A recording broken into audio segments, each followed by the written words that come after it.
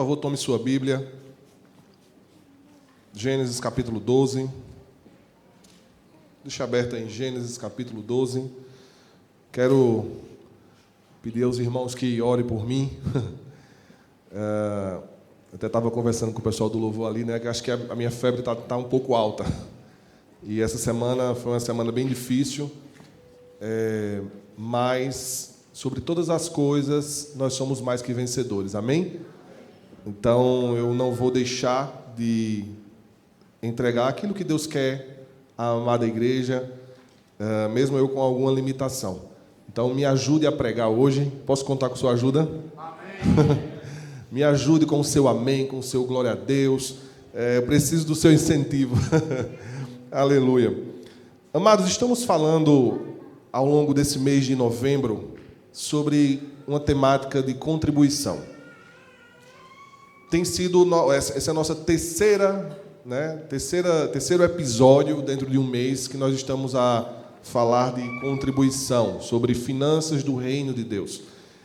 E é a primeira vez, inclusive, pelo menos nessa igreja, que nós aplicamos esse tempo, né? Esse tempo de falar sobre este assunto, que é um assunto que às vezes é tão difícil de ouvir, é polêmico muitas vezes e que gera muito alvoroço no meio das pessoas, né?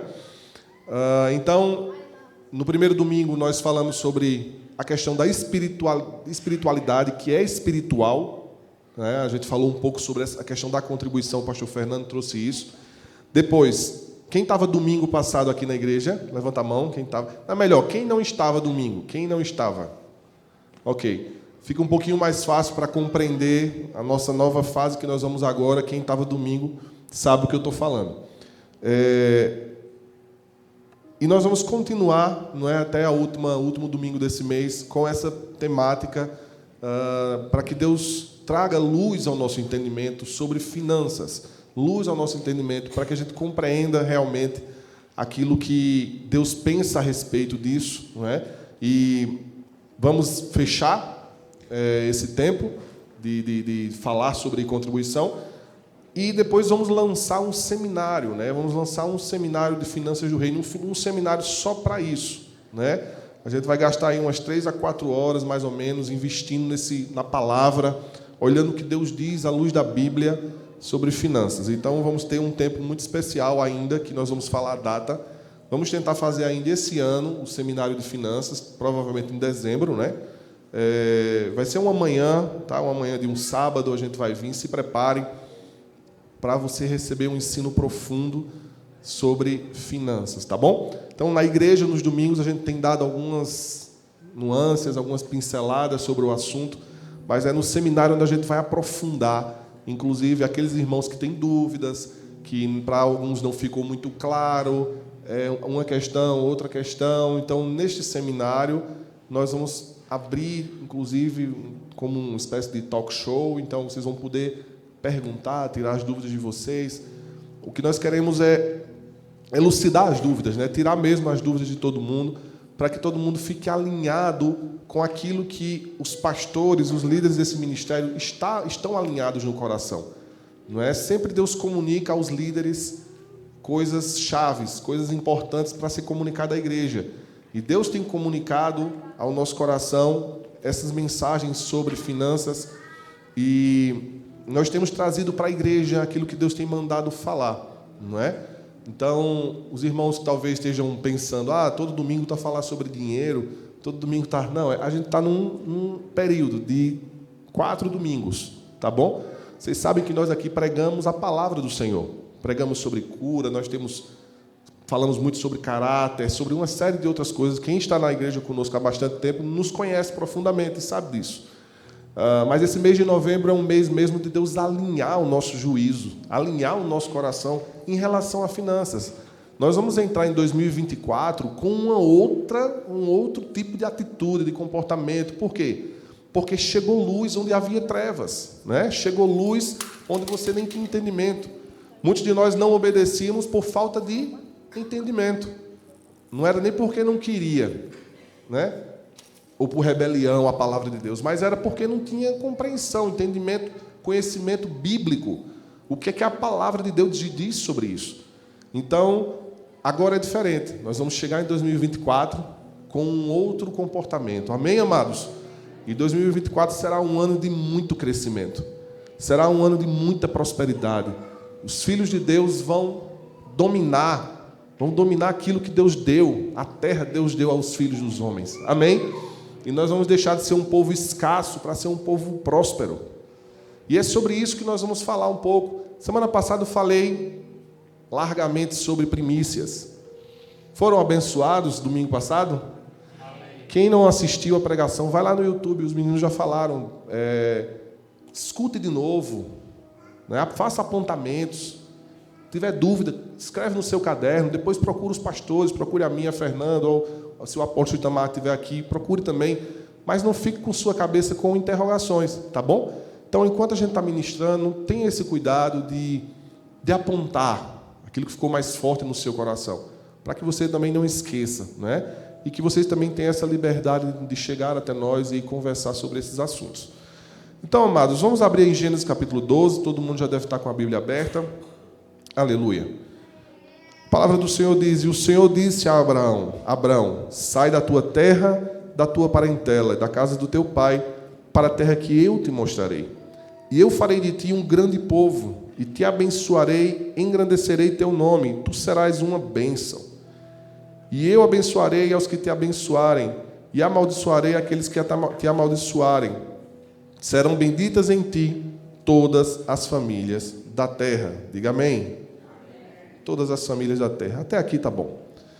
Queridos, olhando para a vida de Abraão, no caso aqui onde nós lemos, ele ainda era Abrão, né?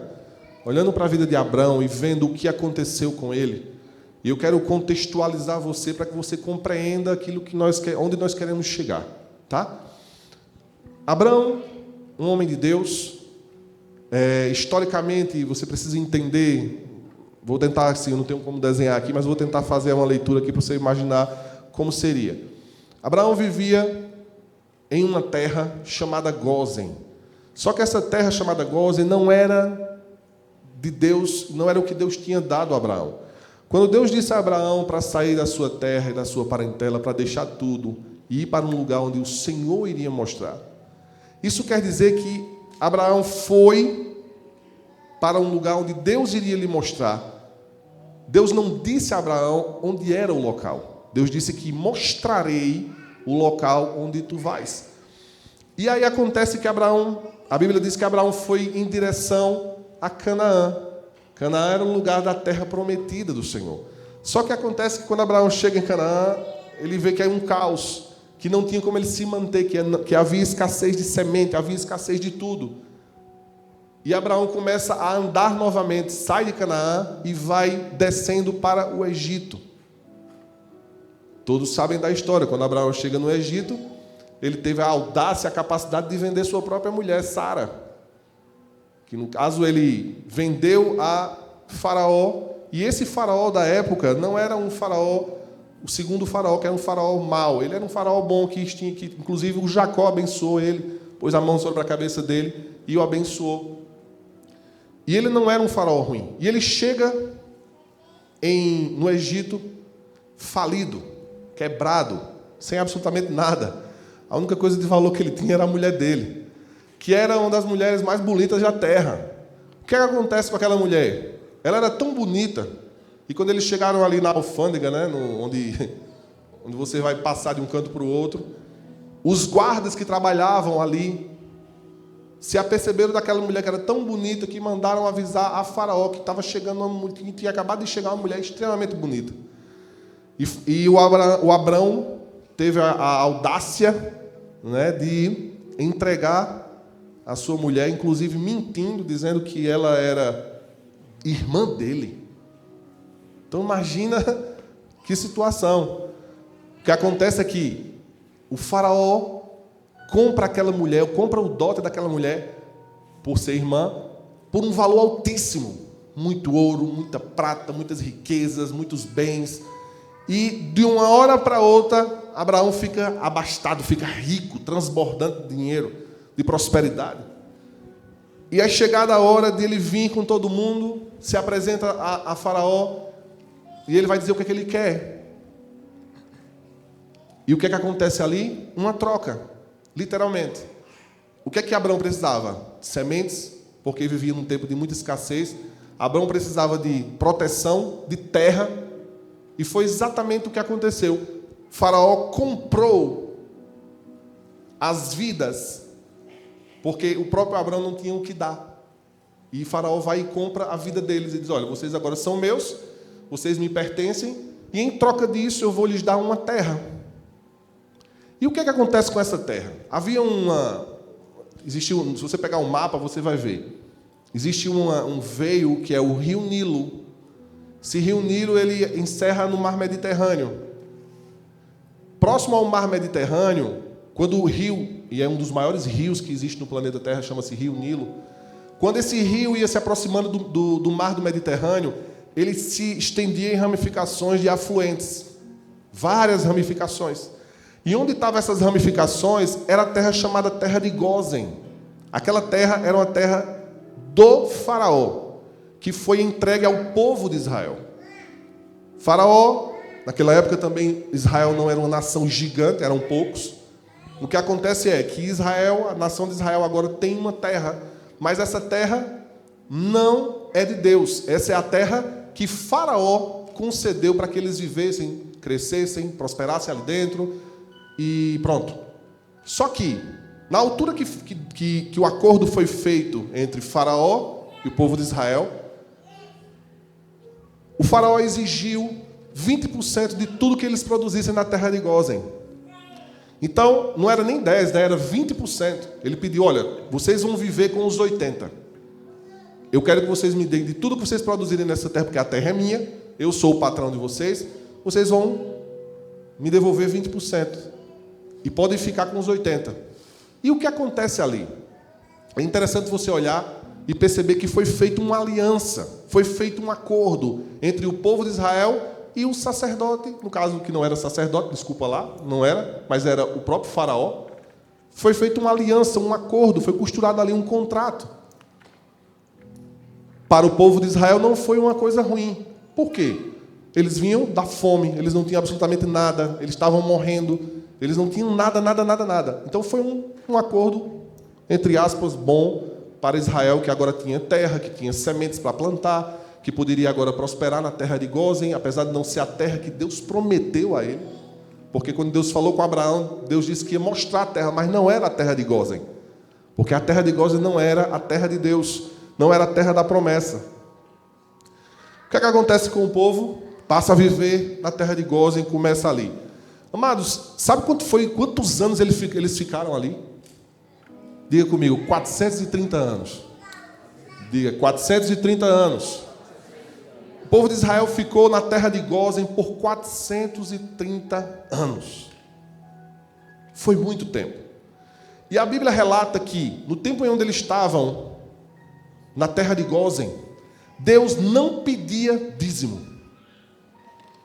Deus não pedia dízimo. O dízimo, que na verdade eles escolhiam da plantação, era entregue a quem? Ao Faraó. Ele não entregava a Deus. Eles não entregavam ao sacerdote. E por falar em sacerdote, nessa altura, o sacerdote Melquisedeque da Bíblia não tinha se apresentado ainda a Abraão. Quando lemos Malaquias capítulo 3, versículo 8, 9 e 10, se você pegar a sua Bíblia rapidamente aí e ler, acho que você vai entender melhor agora esse texto de Malaquias capítulo 3. Vamos aqui no versículo 8. Roubará o homem a Deus? Entretanto, vós me roubais e dizeis: em que nós te roubamos? Nos dízimos e nas ofertas alçadas. Como assim? Essa mensagem de roubar a Deus, ela vem depois dos 430 anos. Porque durante o período de 430 anos que Israel estava cativo, ou estava vivendo em Gósen, Deus em momento algum pediu dízimo e ofertas ao povo de Israel, ao povo de Deus. Porque Deus sabe, e por Deus ser justo, Deus sabe que a terra de Gósen não era a terra dele prometida ao povo de Israel. era a terra que Faraó tinha disponibilizado para eles. Então, todo o dízimo, e eles somavam 20%, era um quinto, né? 20% de tudo que era produzido era entregue ao Faraó. E eles passaram 430 anos sem dizimar e ofertar a Deus. Sem dizimar e ofertar a Deus. A palavra de Malaquias sobre roubar a Deus nos dízimos, nas ofertas, foi depois que eles entraram na terra de Canaã. Aí veio a palavra, através de um profeta, que estavam sendo roubados de Deus os dízimos e as ofertas. E o que acontece, meus amados irmãos, é que Deus promete coisas. Quem aqui já teve uma promessa de Deus? Levanta a mão. Quem aqui tem promessas de Deus assim? Deus te prometeu algo. Deus me prometeu e Deus não cumpriu ainda aquilo que Ele me prometeu. Há promessas, por exemplo, Deus tinha me falado que ia me dar filhos. Mas para nascer meu primeiro filho foram 6 anos de luta, né? De desafios, para poder vir meu primeiro filho. Então a promessa, às vezes, para o cumprimento dela existe um tempo. Deus prometeu isso. Deus prometeu uma terra prometida a Abraão. Deus prometeu que o povo de Israel iria ter sua própria terra. Mas a Bíblia relata que foram 430 anos em uma terra alheia, que não era a terra de Deus. 430 anos. E durante aquele período, o dízimo era todo entregue ao Faraó. E eu quero ler agora com vocês, se vocês pegarem a Bíblia, volta para Gênesis, por favor. Você vai ver aqui em Gênesis capítulo 12, ainda no capítulo 12, no versículo 10 diz: e havia fome naquela terra, desde Abraão ao Egito. Desceu Abraão ao Egito para peregrinar ali, porquanto a fome era grande na terra. Aqui você vai ver o próprio Abraão descendo ao Egito, porque não tinham o que comer. Eles estavam desesperados. Versículo 12: e será que quando os egípcios te virem, dirão: esta é sua mulher, e matar-me-ão a mim, e te guardarão em vida. Aí aqui, se você for continuar lendo, você vai ver a história de como foi que a mulher de Abraão foi vendida ao faraó. Se você passar para o capítulo 13, você vai ver que Abraão volta do Egito para a banda do sul, ele e sua mulher e tudo que tinha. Como ele, vinha Ló também. E ia Abraão muito rico em gado, em prata, em ouro.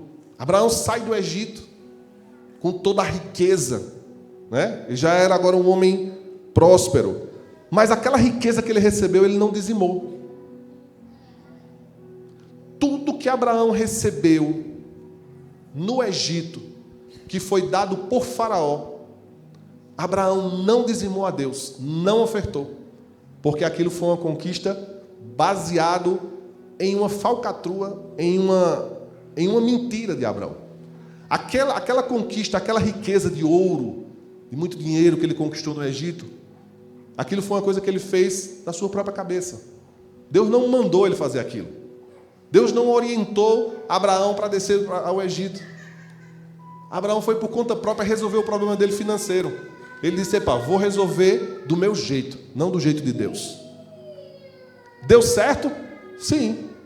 Ganhou riquezas? Sim.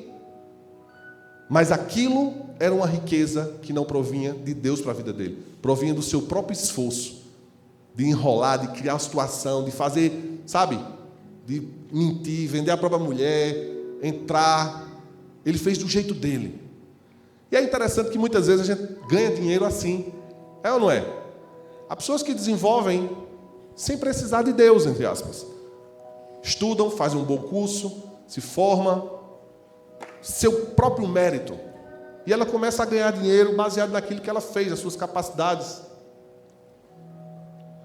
Há também aqueles que ganham dinheiro de forma ilícita. Superfaturam obras. Esse tipo de dinheiro não serve como dízimo. Nenhum dinheiro que é ganho de forma ilícita, nenhum dinheiro que é ganho com falcatrua deve ser apresentado a Deus como dízimo. Há pessoas que fizeram uma coisa extremamente errada, ganharam dinheiro fazendo coisa errada e querem nos procurar como pastores para que nós abençoemos a colheita dele dando dízimo. Sinceramente, amados, não está correto. Primeiramente, vocês têm que entender que esse altar é santo, que dizimar também não é coisa para todo mundo. Não é todo mundo que consegue dizimar, não é todo mundo que tem um entendimento sobre dízimo, porque o dízimo é santo.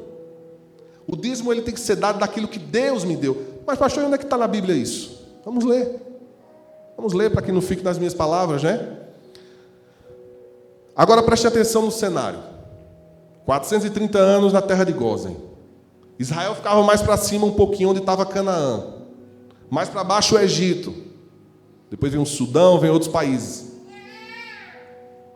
Abraão volta para Canaã com toda a sua riqueza. Abraão comeu toda a riqueza, não deu a Deus. Não consagrou a Deus. Quando ele chega de novo em Canaã, aí agora acontece outro fato interessante. Quando ele chega em Canaã, vai ter o encontro dele com o sacerdote Melquisedeque. O sacerdote Melquisedeque. E o que acontece é que quando ele chega em Canaã, ele agora sim, vai haver uma guerra entre reis, cinco reis contra 4. E Abraão está lá com o povo dele, né? E acontece que, desta guerra, Abraão ficou com os despojos. Por isso que a gente diz que na guerra dos 9 reinos, em um único dia, Abraão ficou com todos os despojos daquela guerra. Ao ficar com os despojos daquela guerra, a primeira coisa que Abraão fez foi dizimar. Trouxe à casa do Senhor o dízimo dos despojos. Por que ele fez isso? Porque agora ele compreendia que a conquista em Canaã não foi uma conquista realizada por Abraão, mas sim por Deus. Foi Deus quem deu a conquista e deu todos os despojos daquela guerra a Abraão. Por que foi Deus? O sacerdote Melquisedeque orienta. Por que foi Deus? Agora você vai dizimar. Porque eu dizimo aquilo que eu compreendo que foi Deus que me deu. Se alguém não compreende que Deus é quem te dá, é quem te sustenta, que é teu provedor, você não tem que dizimar. Primeiro pastor na vida que eu vejo que não fala que não tem que dizimar. Você não tem que dizimar daquilo que você conquistou com o seu próprio suor. E que Deus não tem nada a ver com isso. Deus não tem nada a ver com as suas conquistas pessoais. E você tem compreensão clara dentro de você que não foi Deus que te ajudou. Foi você sozinho. Porque afinal de contas quem paga as contas da sua casa é você, sou eu quem lutei. Bom, eu não dou a Deus. Abraão teve um entendimento claro que quando ele chega em Canaã, acontece uma guerra. Aquela guerra extrema deixa os despojos. Ele disse, não fui eu que lutei. Foi Deus que me deu. E porque foi Deus que me deu, eu vou lhe devolver o que é de Deus. Eu vou lhe devolver o que é de Deus. No capítulo 13, versículo 14, disse o Senhor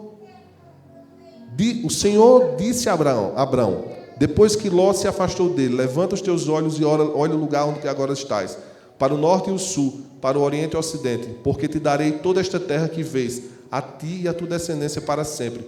Farei tua descendência como o pó da terra, e se alguém puder contar o pó da terra, então eles também poderá contar a tua descendência. Levanta-te, percorre esta terra em seu comprimento e em sua largura, porque eu a darei a ti. Abraão mudou suas tendas e foi habitar junto ao carvalho de Mané, em Hebrom, e ali edificou um altar. Mais uma vez Deus promete a Abraão. No capítulo 14 acontece a guerra. Vocês vão ler em casa depois. Acontece a guerra dos reis, dos 4 reis contra 5 reis. Mais na frente, no versículo 18, abra sua Bíblia, Gênesis capítulo 14, versículo 18. Olha o que acontece. Melquisedeque, rei de Salém, trouxe pão e vinho. Ele era sacerdote do Deus Altíssimo. E ele o abençoou e disse: bendito seja Abrão pelo Deus Altíssimo, o Criador dos céus e da terra. Bendito seja Deus Altíssimo que entregou os teus inimigos em tuas mãos. Quem foi que entregou os inimigos de Abraão nas mãos dele? Diga comigo. Foi Deus. Foi Abraão sozinho que conquistou? Não. A Bíblia diz: bendito seja o Deus Altíssimo que entregou teus inimigos em tuas mãos. E a Bíblia continua no mesmo versículo 20: e Abrão lhe deu o dízimo de tudo. Daquilo que é Deus que te deu como vitória, daquilo que é Deus como teu provedor, aquele que te sustenta, aquele que dá o teu salário, aquele que paga as tuas contas, aquele que sustenta a sua vida. Daquilo é que eu dou o dízimo a Deus. Quando a palavra de Deus diz, Abraão lhe deu o dízimo de tudo, foi dos despojos da guerra, não do que ele trouxe do Egito, não do que ele trouxe da terra de Gósen, das riquezas que ele conquistou com a sua própria capacidade, inteligência, sei lá o quê.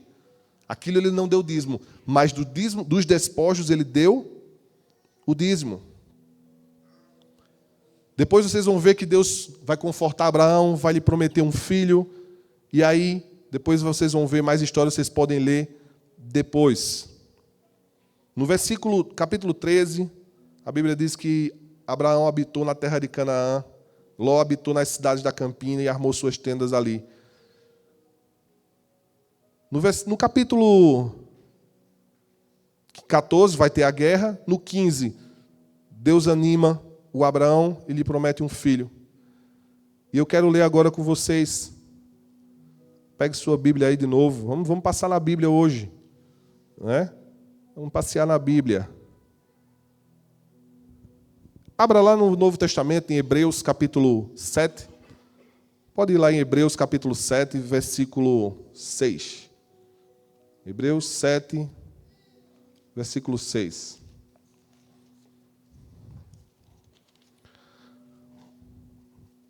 O capítulo 7 de Hebreus vai falar sobre o sacerdote Melquisedeque, não é? E no versículo 6 ele diz: mas aquele cuja genealogia não se inclui entre eles, recebeu o dízimo de Abraão e abençoou ao que tinha as promessas. Olha que coisa interessante. Aqui ele está falando de quem? De Melquisedeque. Mas aquele Melquisedeque, cuja genealogia não se inclui entre eles, recebeu dízimos de Abraão e abençoou ao que tinha as promessas. Amados, escute bem. Não adianta termos promessas de Deus. Abraão tinha promessa de Deus, sim ou não? Mas só se materializou as promessas quando Abraão encontra Melquisedeque. Quando Abraão encontrou o seu sacerdote, encontrou a sua autoridade espiritual estabelecida na terra, a promessa se transforma em realidade quando Abraão encontra Melquisedeque, entrega o dízimo e Melquisedeque abençoa a Abraão. A partir daquele ponto, a manifestação da promessa se realiza na vida de Abraão. Muito difícil, e às vezes o que acontece conosco nós não temos um sacerdote. Ou temos e não reconhecemos como sacerdote. Às vezes Deus te colocou ou te trouxe de um lugar distante, você está aqui e nem sabe por que está aqui. Não é? Às vezes nossas histórias se cruzam, e muitas vezes Deus coloca um homem de Deus no teu caminho, e você não reconhece como homem de Deus. E você perde a oportunidade de ter a promessa que Ele te fez se manifestar na tua vida, porque era aquele homem de Deus que tem autoridade estabelecida por Deus na terra para te abençoar, para liberar sobre você um cumprimento de promessas. Amados, o que é que falta na nossa vida? Encontrar um sacerdote. O que é que falta na nossa vida? Encontrar um Melquisedeque. O jogo da vida de Abraão mudou quando ele encontrou Melquisedeque. E não somente encontrar, mas reconhecer a autoridade que havia sobre ele, a unção que havia sobre ele. Estamos perdidos muitas vezes vindo da igreja, somos frequentadores de igreja, mas nunca honramos o homem que Deus estabeleceu na terra, nunca honramos como um homem enviado por Deus para nos abençoar.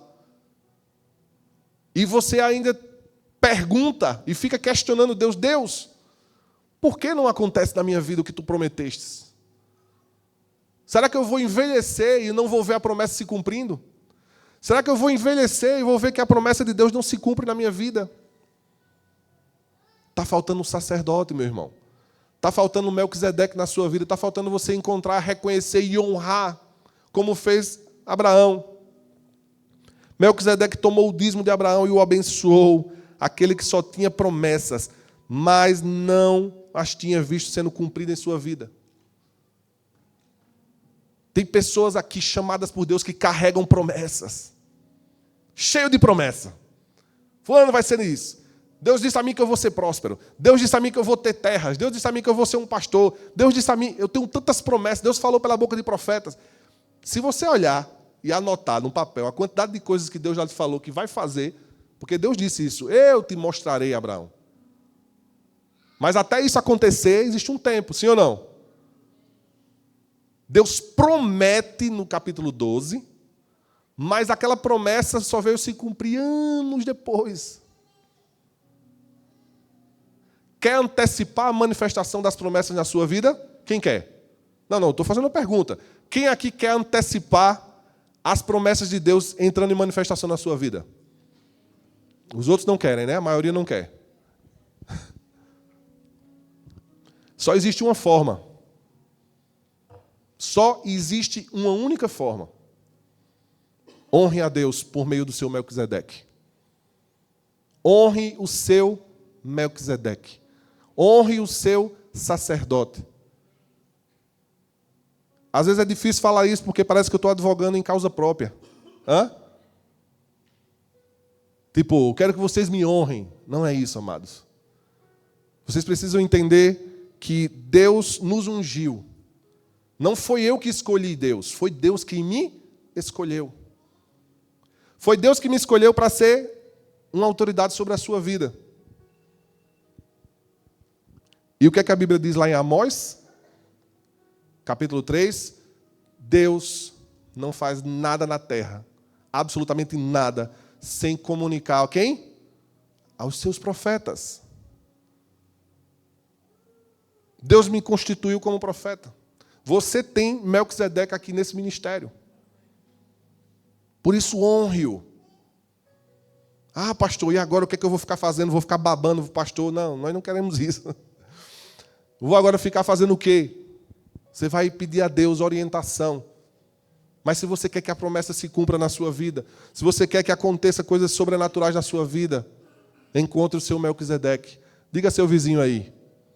Diga, meu irmão, há um Melquisedeque na sua vida. Você não está sozinho, há um Melquisedeque na sua vida.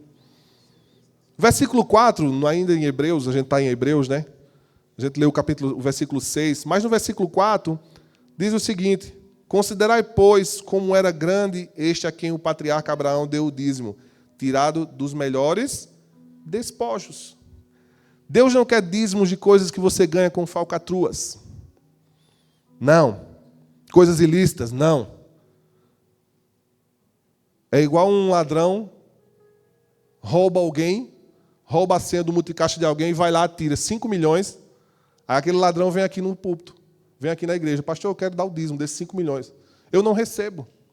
Porque o altar onde nós estamos é santo. Eu não posso trazer coisa do Egito para oferecer a Deus. Abraão teve o cuidado de separar as conquistas pessoais dele das conquistas que Deus lhe deu. Daquilo que Deus lhe deu, eu entrego a Deus a parte dele. Do que Deus não me deu, eu não preciso entregar nada. Não preciso. Deus quer os dízimos das coisas que Ele te dá. os despojos da guerra que Deus lhe deu, a vitória. Isso sim fez Abraão entregar diante de Deus e consagrar ao Senhor. Pegue sua Bíblia, volte lá agora para o Velho Testamento de novo. Vamos abrir em Deuteronômio capítulo 6. Deuteronômio capítulo 6. Aqui é tremendo esse texto que nós vamos ler agora. É muito especial. Deuteronômio capítulo 6, versículo 10. Olha isso. Deuteronômio 6, 10. E quando o Senhor teu Deus te introduzir na terra que prometeu com juramento aos teus pais, Abraão, Isaque e Jacó, que te daria com grandes e boas cidades, que tu não edificastes. Versículo 11. Casas cheias de todo o bem, as quais tu não enchestes, e poços cavados que tu não cavastes, vinhas e olivais que tu não plantastes, e tu comerás e te fartarás. Versículo 12. Então guarda-te para que não te esqueças do Senhor, que te retirou da terra do Egito, da casa da escravidão. Amados, quando Deus leva Abraão para Canaã, definitivamente, que ele vence, fica com os despojos da guerra, Deus lhe deu aquela vitória. É engraçado que se manifesta exatamente isso aqui. Quando ele encontra o Melquisedeque o abençoa para que se cumpram. E quando o seu sacerdote, seu pastor te abençoa para que você prospere, para que você cresça, para que você tenha saúde, para que você tenha vida, alegria, paz na sua casa, nos relacionamentos. Sabe o que é que acontece? Muitos de nós vamos colher coisas que nós não plantamos. Muitos de nós vamos ter casas mobiliadas, como diz aqui, que não foi você que construiu. Muitos de nós vamos beber água de poços que não fomos nós que cavamos. Deus vai abrir porta para você e você vai chegar e vai dizer, mas Deus, eu nem merecia tudo isso. E Deus vai abrir portas e vai fazer coisas acontecer na sua vida. Porque tem acontecido na minha. Tem acontecido na minha vida a manifestação de promessas de Deus. Uau, há poços sim que eu mesmo cavei com as minhas próprias mãos. Mas, inclusive, há poços que eu cavei há 25 anos atrás, com a ajuda de Deus, que até hoje jorra água para mim. Que até hoje jorra água e mata a minha sede. Mas a promessa de Deus é tão abundante quando se manifesta, que você não vai só ter a água do poço que você cavou com suas próprias mãos, você vai beber água que não foi nem você que cavou. Eu não sei se os irmãos estão percebendo. Hã? Tem alguém aqui que está comigo assim, percebendo mesmo?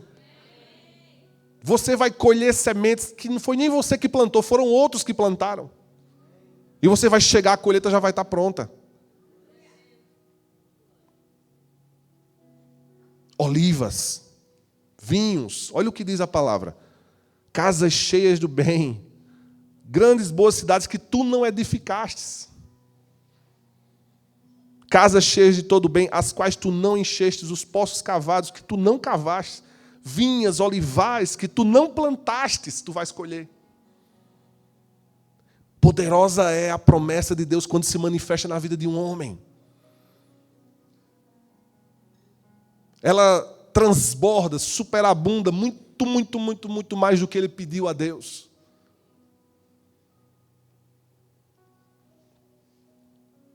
Então guarda-te, para que não te esqueças do Senhor, que te retirou da terra do Egito. No versículo 11 ainda diz que tu não plantaste, tu comerás e te fartarás. É isso que acontece na vida daqueles que compreendem uma promessa, compreendem que precisam de um sacerdote, de um homem espiritual escolhido por Deus para te dar conselhos, para te animar, para orar por você, para clamar pela sua vida.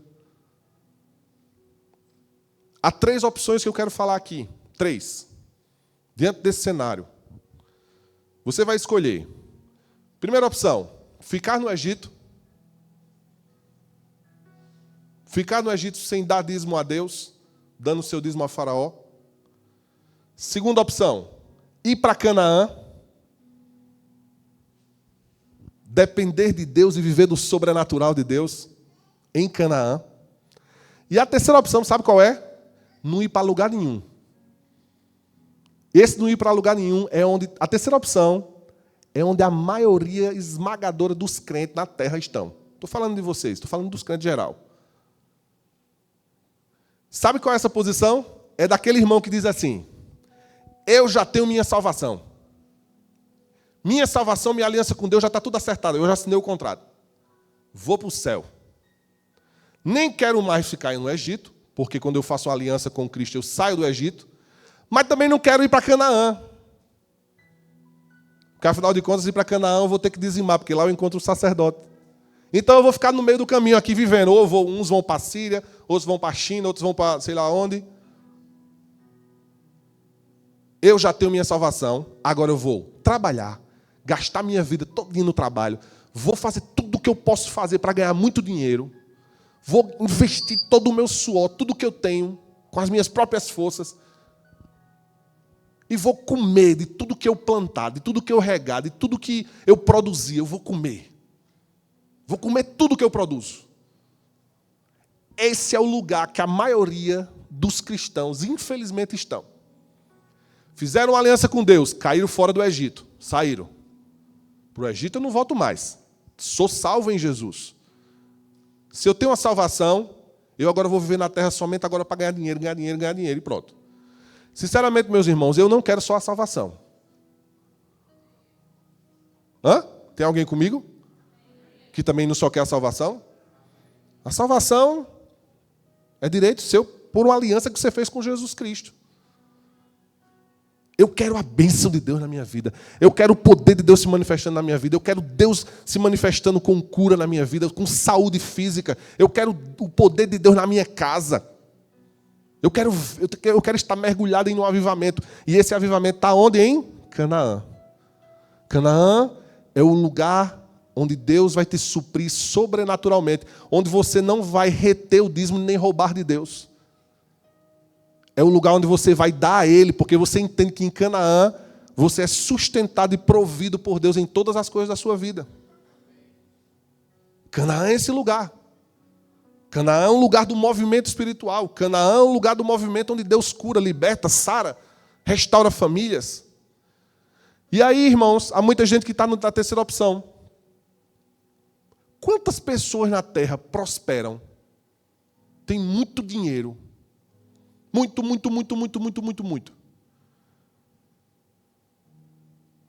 e não vivem em Canaã? Hã? Mas quem disse que a pessoa que tem muito dinheiro, quem disse que ela é feliz? Hã? Quem foi que disse a você que aquela pessoa que é rica, que você conhece, seu vizinho, sei lá de onde, quem disse que aquela pessoa é feliz? Quem disse que ela tem paz no seu coração? Quem disse que ela tem uma harmonia familiar? Quem disse que ela tem uma alegria permanente que não sai, que ninguém lhe tira? Quem é que diz a vocês? Amados, em Canaã, o centro da vontade de Deus, no centro da vontade de Deus, Ele vai te suprir de todas as coisas, de todas as formas. O suprimento que vem para quem está posicionado em Canaã é um suprimento que atinge todas as áreas, todas as faculdades da vida de um ser humano. Aí você começa a entender que não é o dinheiro que te faz feliz, mas é a presença, estar em Canaã, no lugar supremo da vontade de Deus para a sua vida. E quando você está nessa posição, que é uma questão de posicionamento, literalmente. Quando a gente está falando aqui esse mês sobre contribuição, sobre dízimo, sobre primícias, sobre ofertas alçadas, temos falado sobre isso. É um posicionamento que nós, como igreja diante do trono, temos que ter. Por sermos uma das igrejas mais generosas que nós já conhecemos, essa igreja é extremamente generosa. É um posicionamento que nós temos de dar, de entender que é melhor dar do que receber. de entregar a Deus aquilo que é dele. Deus não precisa do dízimo, de dinheiro de enrolada, de dinheiro que veio de coisa errada, de dinheiro que veio de sei lá de quê, que você fez de errado. Deus não precisa, também Deus não tem fome, não. As pessoas acham que Deus está com fome, né? Deus não tem fome. Mas Deus anseia por encontrar os fiéis na terra. Deus está à procura daqueles que são fiéis em obedecer o princípio da palavra, em cumprir um princípio, honrando a Deus, honrando a vida do seu sacerdote, do seu pastor. E por consequência desse seu posicionamento, vai comer abundantemente de coisas que você nem plantou. Vai prosperar abundantemente. Quando você chegar na casa, você já vai ver a casa pronta. Eu fui morar, e hoje de manhã, quando eu estava, antes de vir, fiz o café da manhã, e eu me sentei no sofá. Aí eu olhei para aquele apartamento ali, né? Aquele apartamento não tem nada meu. Não foi nada meu, eu não comprei nada daquilo. Eu não montei. E aí quando eu li aquele versículo de novo, eu disse, mas Deus, é exatamente isso. Casa vai ter todos os bens dentro da casa. A casa vai estar mobiliada. Mas não foi você nem que comprou. Foi Deus quem providenciou para você. Foi o próprio Deus que providenciou para você. Amém, queridos? Essa semana nós íamos visitar um terreno. Ontem, né, Saíde? Ontem íamos visitar um terreno. Lembra que eu já falei para vocês que nós estamos no processo de compra de um terreno para fazer o acampamento da igreja? Lembram disso? Lembram ou não? Pronto. E acontece que ao lado do terreno da igreja, onde a gente está comprando para a igreja, está o projeto do irmão Saíde. Irmão Saíde, levanta a mão aí para os irmãos lhe ver. Pronto. Está o projeto do irmão Saíde, que vai produzir ali tilápias para Angola toda e para fora de Angola. Amém, queridos? Depois nós vamos comprar, todo mundo comprar as tilápia dele, é? A igreja só vai poder comprar a tilápia do Saíde. Aí, conversamos semana passada, uma resistência espiritual para esse negócio desse terreno sair, que é um negócio assim inexplicável. O próprio projeto do Saíde sofre retaliação do diabo para que o projeto não aconteça. Todo o território ali está cercado por feiticeiros. E é os feiticeiros quem comanda a terra. É quem comanda tudo que está naquela terra ali. Ele mesmo que conta esse testemunho, depois ele vai poder falar mais sobre isso. E essa semana eu estava conversando com eles e eu disse assim, e eles falando de tantas dificuldades que estão tendo, né, para finalizar o projeto. E a gente nota que é uma resistência espiritual muito forte, um lugar que é consagrado ao diabo. E eu disse a ele assim, sábado nós vamos lá, de novo. Mas nós vamos para orar. Nós vamos ungir aquele local. Nós vamos fazer uma ceia ali, um ato profético. E vamos consagrar toda aquela terra, porque a Bíblia diz que a terra Deus deu aos filhos dos homens. Essa terra é nossa, não é de nenhum feiticeiro. Passou-se a semana, quando foi ontem, o Espírito Santo falou comigo. Eu estava ontem não, sexta. A gente ia no sábado ontem. Quando foi sexta-feira de tardezinha, eu estava em casa. E o Espírito Santo me disse assim, Bruno, ore. Peça oração e ore. Porque os feiticeiros lá do Rio Longa já sabem que vocês vão lá. Os feiticeiros já sabem, os demônios já sabem que você vai lá. Amados, o próprio Espírito Santo, eu disse a Evelyn, não foi? Eu nem contei isso ao Saíde nem a Anice.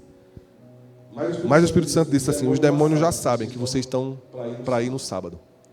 Essa semana fez um calor que ninguém... É inexplicável o calor que fez aqui, não foi? Alinhei para ir 7 horas da manhã, a gente saiu. Quando foi 6 horas da manhã de ontem, uma chuva que a gente pensava que o mundo ia se acabar. Saíde estava lá nos esperando. Saíde mandou mensagem, 6 horas da manhã. Pastor, não venha não. Mas por que Saíde? Uma chuva alagou tudo, não tem como o carro nem entrar para o projeto. Não tem, se vocês virem, não tem como entrar. E nem tem como a gente sair. E a chuva está torrencial. E na sexta-feira eu tinha recebido a orientação que o Espírito Santo tinha me dito, que os feiticeiros já sabiam que a gente ia lá para tomar a terra. E porque nós vamos, eles já estão começando a fazer as macumbas, as feitiçarias deles. E eu vi a mensagem de manhã e eu orei e declarei que nenhum demônio, que a palavra do Senhor diz que nós somos mais do que vencedores em Cristo Jesus. E a palavra do Senhor também diz que as portas do inferno não prevalecerão contra a igreja de Jesus. E que eu não tenho nenhum medo de macumba ou feitiçaria. E que eu os desafio, coberto no sangue de Jesus, que o Deus a quem eu sirvo tem muito mais poder do que qualquer tipo de feitiçaria. E nós vamos tomar aquela terra. Nós vamos tomar. Agora nós vamos tomar de assalto da mão deles. Amém? Nós vamos entrar com um flash que vai rasgar tudo, vai tomar, vai consagrar a Deus. E vamos fazer daquele lugar um altar de adoração. Sabe por quê? Porque um dos projetos, o apóstolo Itamar, é que o Saíde, que vai começar uma célula no Rio Longa, tem um vilarejo grande, muitas famílias moram lá perto. Vamos começar uma célula e vamos abrir uma igreja, uma futura igreja do Rio Longa. Amém? E eu estou falando isso debaixo do sangue de Jesus, porque eu sei que os demônios têm raiva disso. Quando se falou em abrir igreja, começou o diabo se levantar, resistência de todo lado. Mas nós vamos, sabe por quê? Porque nós estamos alinhados no centro da vontade de Deus. É vontade de Deus alcançar os perdidos, é vontade de Deus libertar, salvar vidas, transformar comunidades. E nós como igreja precisamos entender que se nós estivermos em Canaã, e ali vai ser uma Canaã, viu Saíde? Ali é aquele terreno, tudo que vai acontecer ali. Porque ele pensa que vai só produzir peixe, né? Está igual aos discípulos, né? De Jesus. Mas o que nós vamos fazer ali, Saíde, não é só produzir peixes. Nós vamos conquistar um cardume de vidas para Deus. Cardumes de vidas espirituais. Amém? Nenhum trabalho que você tenha, faça ou se dedique, pode ser somente para trabalhar para ganhar dinheiro. Amém, amados? Nós precisamos entender que Deus nos chamou, quer nos colocar na posição correta. Não ande perambulando. Sabe aquele povo que não sabe o que quer, nem para onde vai? Sabe o que é que acontece quando a gente anda assim, todo cheio de dúvidas, cheio de certeza, assim, tem nada para ele tá certo. É tudo uma coisa aleatória. Hoje eu estou aqui, amanhã eu vou para o Brasil, depois eu vou para Portugal. Aquelas pessoas que não sabem para onde vai, nem para onde vem. Você só tem 3 opções. Ou você fica no Egito, vai para Canaã, ou fica perambulando, feito um zumbi. E eu estou te convidando, como pastor, como sacerdote seu, estou te convidando a você vir para Canaã. Aparentemente Canaã era o lugar menos... Aliás, era o lugar mais inapropriado para Abraão ir, porque não tinha nada. Aparentemente não tinha nada. As riquezas estavam onde? Lá em Gósen, na Babilônia, ali. A riqueza estava tudo ali, tudo ali. Como é que você sai dali e vai para Canaã? Canaã é o lugar da manifestação do poder de Deus, meu irmão. E nós vamos consagrar aquela terra como Canaã. E vamos dizer que aquela terra é do Senhor. É da igreja de Jesus Cristo. E ali vai haver libertação. Ali tem um monte de oração que nós vamos poder orar. Eu sou doido por monte, né? A gente precisa de um monte. Amém? Monte de oração. Estou falando um monte físico mesmo. Precisamos de um monte para orar. E isso tem estado no meu coração assim constantemente. E eu entendo tudo no mundo do Espírito. Eu sei o que está acontecendo. Eu amanheci ontem com a febre alta e eu disse assim, antes de sair de mandar a mensagem, o despertador tocou. bati a poeira, com febre, com dor, com o que tivesse. Eu disse, nós vamos conquistar essa terra hoje. Amém? Aí foi quando ele disse que os carros não entravam. Daí não tinha como. Mas sábado nós vamos, amém? E eu quero que você ore por isso. Orem por isso. Isso está no coração de Deus. Precisamos de um lugar para fazer um acampamento. Termos o nosso lugar ali. Levar os pastores, levar todos vocês. Fazemos retiros de 3, 4 dias, ali no monte de oração. E tudo isso, a resistência de um mundo espiritual que nós precisamos entender. Eu quero te convidar. Um convite do Espírito Santo para você. Eu quero te convidar a entregar a Deus o que é de Deus. A não reter aquilo que Deus te deu. Se você reconhece que foi Deus que te deu, aí se aplica o versículo de Malaquias capítulo 3, versículo 8, 9 e 10. Roubarás a Deus. Onde tem roubado? No dízimo das ofertas. A palavra ofertas nesse versículo no grego se chama terumãs. Terumãs significa primícias. Então, literalmente, ali era dízimos e primícias. Domingo passado eu falei que há pessoas que dizimam a Deus. Ah, eu sou dizimista faz 10 anos. Nunca aconteceu nada na minha vida. É porque você estava roubando a Deus nas primícias. E eu trouxe aquele entendimento que seu dízimo é como um celeiro de sementes que Deus te dá. E as primícias é o telhado do celeiro, que cobre, que protege. E você vai ofertar hoje, dizimar, primiciar, com essa consciência. Pastor, eu sou obrigado a dizimar? Não. Na verdade, se você não tem consciência disso, e se você acha que não foi Deus mesmo que te deu, você não precisa dizimar. Pode pegar seu dízimo, aquela parte do seu dízimo, e comer todo ele. Seja feliz. Amém? Agora, se você crê que é Deus quem te dá, se você tem consciência que é o Senhor quem te sustenta, se você tem consciência que é o Senhor quem provê, se você tem a revelação no seu coração que você está nesse emprego porque foi Deus que te deu, porque você não tinha capacidade por si mesmo de entrar nessa oportunidade de emprego, aí você precisa dizimar. Aí você precisa obedecer o princípio da palavra. As primícias representam um dia de trabalho em um mês. Um dia de 30. Existem várias formas de dar primícia. Eu posso primiciar, por exemplo, no final do ano, na virada do ano, posso dar a Deus uma outra primícia, consagrando todo o meu ano a Deus. Além da primícia que eu já dou, eu posso consagrar ao Senhor. A primícia, quando era entregue, o sacerdote recebia aquela primícia e santificava o resto da colheita.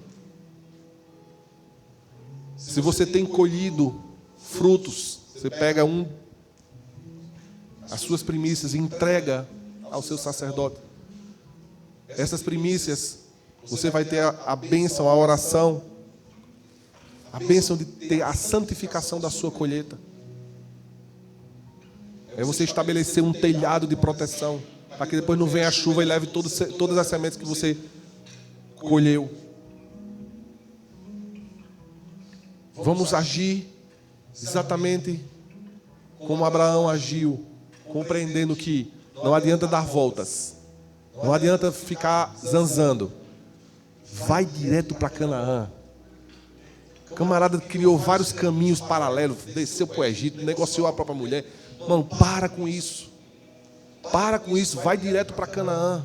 Obedece lá. Canaã é um lugar do sobrenatural, da provisão. Como é que pode o camarada que não tinha nada, quando chega em Canaã, em um dia ganhar riqueza e os despojos de 9 reinos?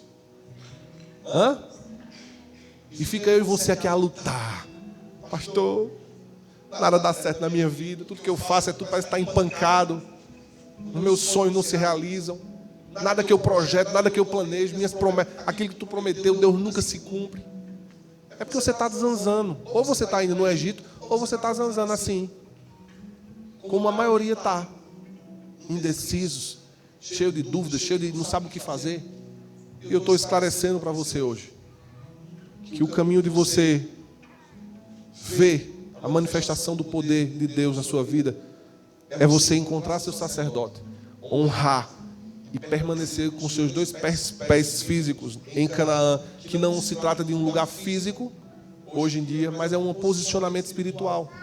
Canaã é um posicionamento espiritual. Não é que eu quero que vocês viajem para lá não, tá? Para morar lá não.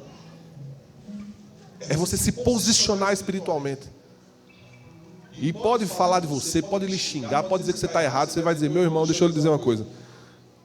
Se tem uma coisa que eu quero e posso ser, é fiel a Deus. Eu vou ser fiel a Deus, mesmo que a sociedade diga que eu estou um maluco, que eu sou um louco. E você diz, eu serei fiel ao Senhor e vou obedecer e vou honrá-lo em Canaã.